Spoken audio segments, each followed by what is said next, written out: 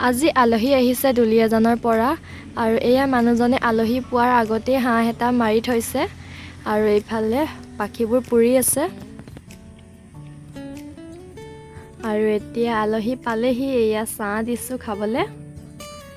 এইফালে আছে বুনিয়া লাডু আৰু জেলেপি এটো ভাইটিটো আৰু এইফালে ভন্টিজনী তাৰ পাছত এইজনী হৈছে মোৰ ডাঙৰ বাইদেউ বিলাহী কাটিব লৈছে আৰু এইফালে মায়ে আলু বাকলি গুচাই আছে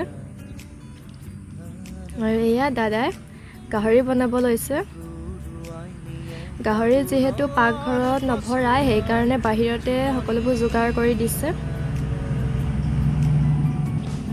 আৰু এয়া গাহৰি দিবলে বুলি লাই শাক আৰু এইখিনি হাঁহৰ মাংসখিনি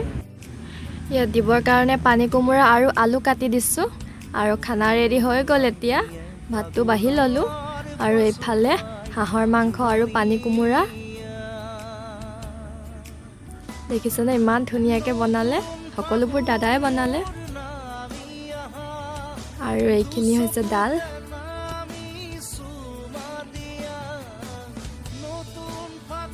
আৰু এইফালে আছে গাহৰি মাংস আৰু লাই আৰু এয়া মাছ ফ্ৰাই আৰু এইখিনি হৈছে আলু আৰু পটল ভাজি আৰু এয়া বইল কনি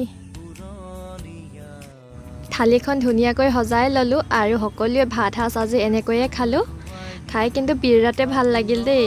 আজিলৈ ভিডিঅ'টো ইমানেই আছিল নেক্সট ভিডিঅ' লগ পাম বাই